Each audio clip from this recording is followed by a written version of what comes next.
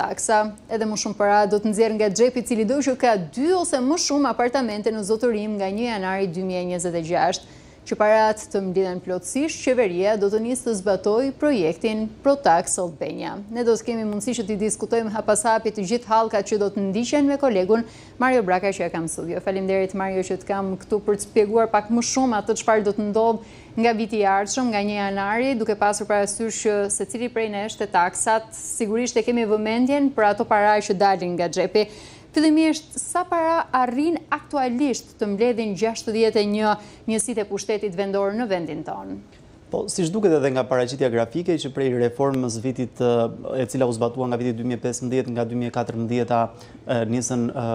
proceset për reformimin e hartës territoriale administrative, sigurisht një prej synimeve kryesore ishte që t'i bënte bashkitë të 61 njësitë e pushtetit vendor të merrnin më shumë taksa. Dhe taksa e pronës, le të themi, është një nga ato shtyllat ku bashkitë marrin të ardhurat e tyre. Nga 2018 kemi nisur me 4.5 miliard lek, ndërkohë që për vitin 2025 pritet që shifra të kapi shifrën e 8.6, më shumë se sa 8.6 miliard lekë. Pra kemi një lloj dyfishimi të taksës pronës, por sigurisht që nga viti në vit ka pasur një farë rritje, por duhet thënë që mbetet poshtë atyre projekcioneve të cilat ishin diskutuar në vitin 2015. Banka Botërore që ndihmoi aso kohë pushtetin vendor për të reformuar qeverinë e Shqipërisë në këtë rast, planifikonte që këto të ardhurat të shkonin në së paku 20 miliard lekë në një vit. Kështu që mund të themi që me gjithë planin, i cili mbetet për të parë se sa do të zbatohet deri në fund vitit, sepse dhënat ende nuk janë përditësuar, do duhet që të mbyllet viti për të pasur dhënat nga Ministria e Financave. Në fakt jemi më pak se sa gjysma e atyre të ardhurave të cilat ishin planifikuar për të mbledhur të paktën një dekadë më parë. Po sa është masa e parave, po themi që arrin të mblidhen nga taksa e pronës? Pra në çfarë mase mblidhen këto para? Edhe për vitin 2025 rezulton në fakt mund të themi që është ndër vitet ku mbledhja e taksës pronës është ndër më të kënaqshme se sa vitet e tjera, sepse ka ndodhur gjithmonë që si në vitin 2022, 2023, 2024, por edhe për të kthyer pas në kohë, është mbledhur deri në maksimumin 70% e taksës pronës në raport me planin i cili vet institucionet vënë, sepse me që jemi edhe në fazën e buxhetit i cili do të hyjë në fuqi nga 1 janari i vitit të ardhshëm, në këtë rast kemi nesër Bashkinë Tiranë, e cila nëpërmjet taksës së pronës, duke përllogaritur se sa para do të paguajnë qytetarët tek fatura e ujit, aty ku të gjithë paguajmë, bën edhe planifikimet se sa të ardhurat do të ketë në buxhet dhe rrjedhimisht edhe pjesën e shpenzimeve. Por duket sikur bashkitë gjithmonë janë zhgënjyer, veçanërisht bashkitë e vogla. Për vitin 2025 treguesi është relativisht i kënaqshëm, ishin planifikuar për të mbledhur deri në tetor 7.25 miliard lekë, ndërkohë që janë mbledhur 7.04, pra mungojnë 210 milion euro të paktën sipas atyre të dhënave me planin e ulur të Ministrisë Financave, ndërkohë që mbetet për të parë deri në fund vitit janë më shumë se sa 8.6 miliard euro që duhet mblidhen, 8.6 miliard lekë që duhet mblidhen për të parë se sa do të arrijnë bashkitë që të mbledhin nga taksa e pronës. Në fakt duhet ndalem pak më shumë tek ajo çfarë po bëhet edhe për të maksimizuar këtë mbledhje të taksës së pronës, duke pasur parasysh që ka pasur problematika ndër vite dhe po bëhet hapas hapi diskutime të reja, qoftë edhe plane të reja apo edhe mekanizma për të maksimizuar mbledhjen e kësaj takse. Në fakt është eksperimentuar duke gjetur formula të reja me qëllim vjeljen sa më shumë të taksës pronës, por duket sikur nuk kanë prodhuar atë efektin e dëshiruar. E fundit ka qenë me faturën e ujit, ku qytetarët sigurisht duke qenë një shërbim i nevojshëm bashkë me energjinë elektrike, shërbim bazik, në një farë mënyrë bashkitë kishin planifikuar që ta mblidhin atë dhe rezulton që në fakt në Tiranë, nga dënat rezulton që këtë pjesën ndërmuese gati gjysmën e taksës së pronës ka funksionuar relativisht, por sigurisht dënat nga enti rregullator i ujit apo i sjelljes kanalizimeve të Tiranës tregojnë që një pjesë e konsiderueshme e ujit shkon i pafaturuar, por në bashkitë e tjera, përveç se sa Durrës, Fier, Vlorës, Elbasanit dhe Tiranës i përbëjnë le të themi pjesën ndërmuese të mbledhjes së të ardhurave, për bashkitë e vogla duke shkuar në Libohov, në Pustec apo bashkitë e Veriut, Dibër e tjerë, kanë një tregues shumë të ulët të mbledhjes së të ardhurave për shkak se ose faturat e ujit nuk paguhen, ose një pjesë e konsiderueshme veçanërisht e zonave rurale nuk janë të mbuluara me shërbimin e ujësjelljes kanalizimeve, ose kanë emigruar. Madje ka qenë edhe një ide e hedhur gjatë fazave të konsultimit buxhetit për pushtetin vendor që emigrantëve në fakt ju mblidhej fatura e taksës së pronës, pra taksa e pronës të mblidhej në pikat kufitare, pra kur ata vinë veçanërisht në pjesën e gushtit gjatë verës apo dhjetorit gjatë dimrit, ta paguanin atje sepse disa kryebashkiaku ankuojnë që kur shkohet në shtëpitë e tyre për të mbledhur taksën e pronës apo kur duhet që ta paguajnë, nuk ka sepse janë larguar, janë emigruar, por sigurisht edhe kjo në një farë mënyrë duket disi kontroverse si ide, sepse t'ju mbledhësh taksën në pikën kufitare do të ishte një absurd dhe Shqipëria do të ishte i pari vend në botë që do të aplikonte një formulë të tillë. Absolutisht bën sens kjo grafik që Tirana mbledh më shumë të ardhura, po duket se edhe të tjerat duket se kanë një peshë disi, po themi, më të vogël nëse flasim për bashkitë që janë me ngjyrat ndryshme këtu, por një pjesë mbetet edhe në bashkitë e papërmendura në Po, por nëse shikojmë vetëm 5 bashki mbledhin 63% të totalit të ardhurave, ndërkohë që pjesa tjetër 55 bashki të tjera mbledhin vetëm 37% të ardhurave, gjë që tregojnë që në pjesën tjetër të vendit, pra përveç se sa Tiranës dhe Trekëndshit i cili shkon deri në Durrës, në Elbasan, por edhe Fieri dhe Vlora, që në raport edhe me numrin e popullsisë, por edhe me shtrirjen gjeografike kanë ndjeshëm ndërtesa më shumë, popullsi më shumë dhe të ardhura patjetër që do të kishin më shumë. Pjesa tjetër duket sikur kjo taksë është tretësore madje në raport me taksat e tjera që bashkitë mbledhin.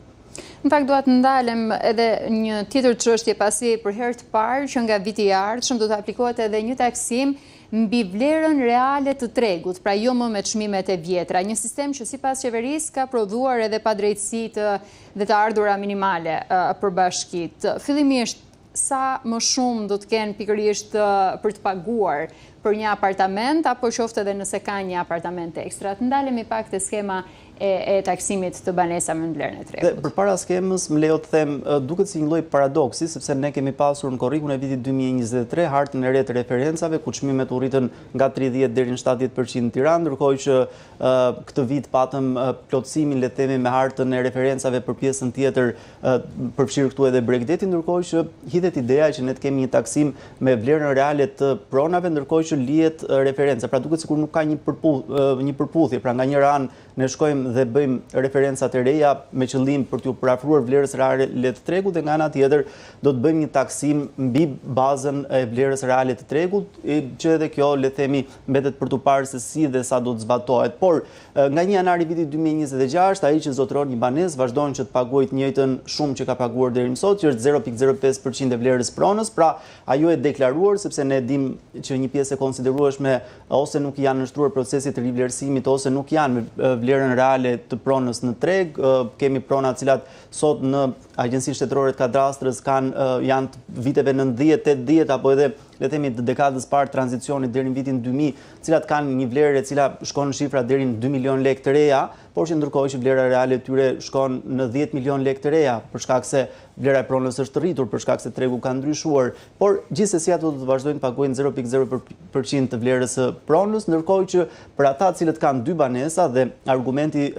për këtë le të themi formulë të re të taksimit të pronave të dyta është që shumë kush i cili ka pasur para dhe ka bler 15-20 apartamente, i ka mbajtur ato të bllokuara, kjo automatikisht ka ndikuar në rritjen artificiale të çmimeve për pjesën tjetër, sepse është një fenomen që duhet ta pranojmë, ka shumë individ cilët kanë të ardhurat mjaftueshme për të bllokuar në një farë forme një sasi të konsiderueshme të apartamenteve, duke i konsideruar ato si një formë investimi, për shkak se le të themi dhe alternativat e investimit në Shqipëri relativisht janë të kufizuara, ose titull qeveritar ose norma interesi për të depozituar parat në banka, kështu që me shihet si një formë e mirë investimi. Po, sepse edhe kthimi është relativisht i kënaqshëm. Një vlerë të lartë pikërisht. Por pikërisht për të dekurajuar këtë lloj fenomeni, le të themi, është vendosur që kush ka më shumë se sa një apartament paguaj 0.05%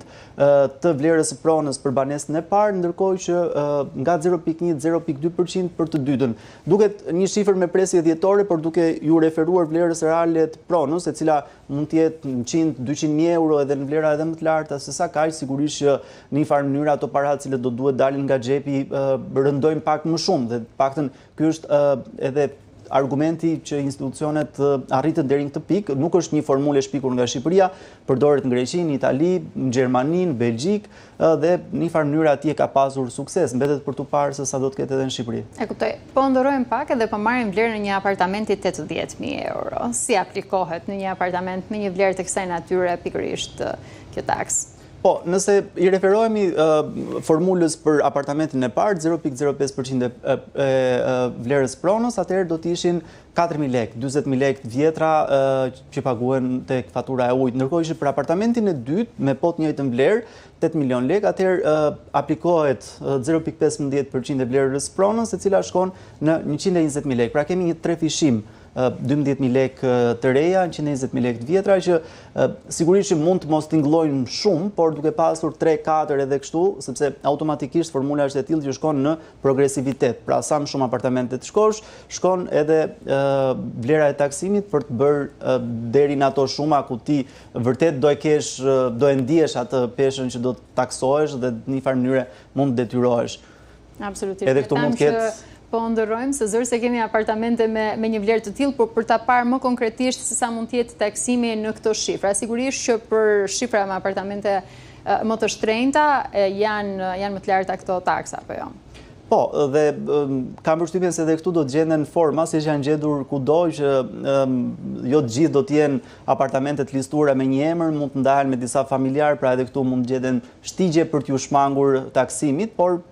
të shohim se sa do të aplikohet. 2026 është afër dhe do të kemi dhe dhënat ndoshta nga muaji mars, dhënat që do të vinë nga Ministria e Financave. Absolutisht. Në grafikën tjetër do të ndalemi pak që përveç apartamenteve cilat kategori të tjera preken. Po, sepse edhe kjo, le themi, është pjesë e ndryshimeve që ndodhin, që përveç se sa apartamenteve për banim, cilët taksohen me 0.1 deri në 0.2%, kemi pronat bujësore, ato për cilat ka pasur ide edhe nga kryeministri Rama që kush i linte toka djerë, ato mund të konfiskoheshin të t'jepishin dikujt i cili kishte vullnetin, dëshirën për t'i punuar ato, por duket sikur ajo ide u kundërshtua nga institucionet ndërkombëtare, duket sikur u mat pulsi dhe hasi në shumë kundërshti dhe nuk u çua përpara, por do të aplikohet taksimi tyre, sigurisht që aktualisht paguhet një taks veçanërisht për periferin, ku të gjithë ata të cilët zotrojnë nga astra toke paguajnë një taks vjetore, por ajo do të shtrenjtohet, do të rritet, do të paguen më shumë, 0.15% deri në 0.25%, varësisht sipërfaqes dhe në varësi të llojit të tokës. Këtu për të gjitha ata që edhe i punojnë edhe nuk i punojnë, apo duhet ketë një diferencim, sepse fermerët me zorja dalin për shumë shpenzime që ata kanë, pa subvencione një pjesë të madhe të punës së tyre, edhe kjo është e konsiderueshme, duhet thënë, nëse ata marrin nga astra të mëdha toke për t'i punuar, për të nxjerrë pak fitim në fund, sepse vështirë e dim se si është situata me fermerët. Po, është aq e padrejtë sa që ne gjithë ata që jetojnë dhe punojnë në fshat i konsiderojmë të punësuar. Instituti i Statistikave kur mat shkallën e papunësisë në vend, të gjithë ata që janë në periferi atje, cilët përpiqen që me të mbjellat e tyre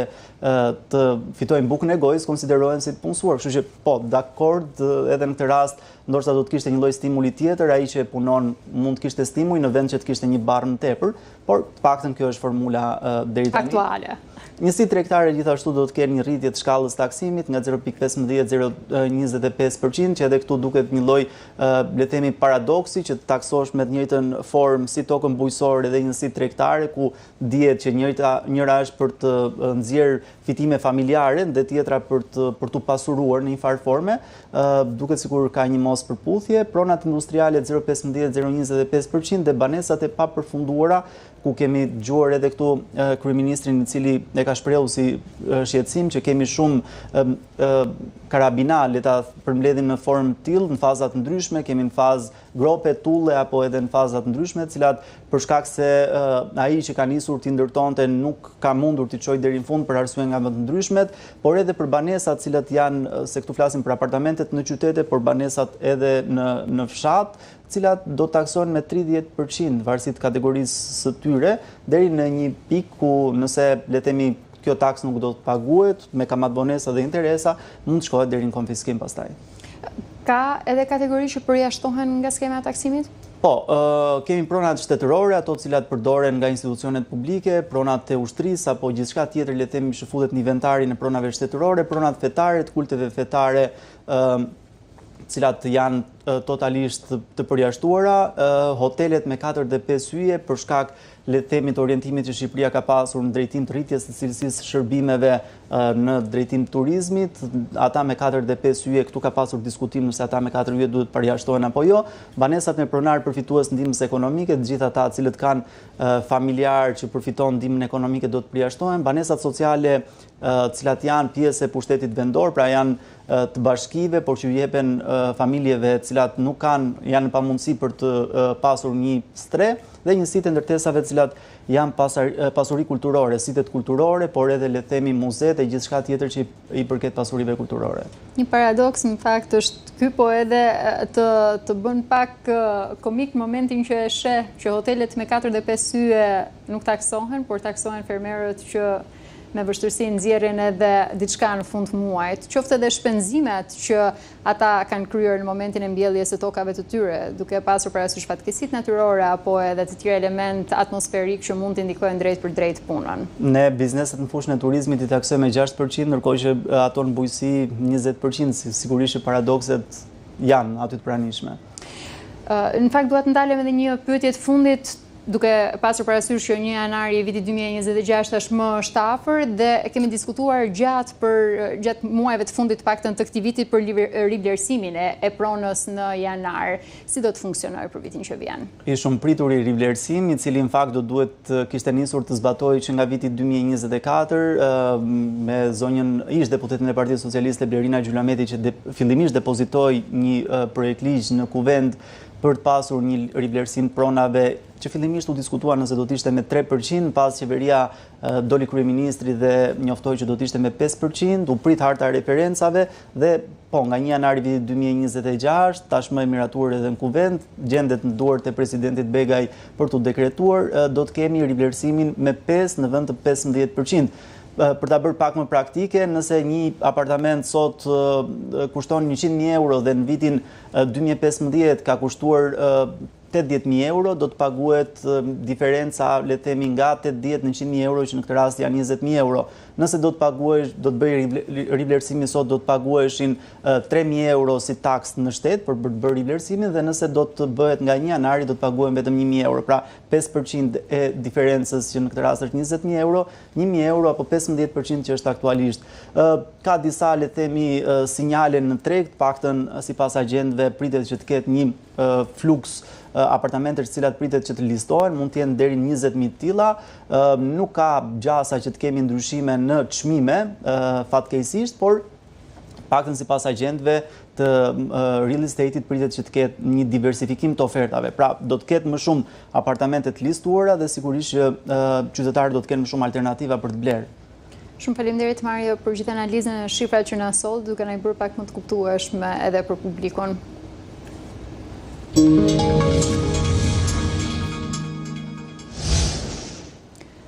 Kosova nënshkruan marrëveshje me prodhuesin amerikan të armëve AMG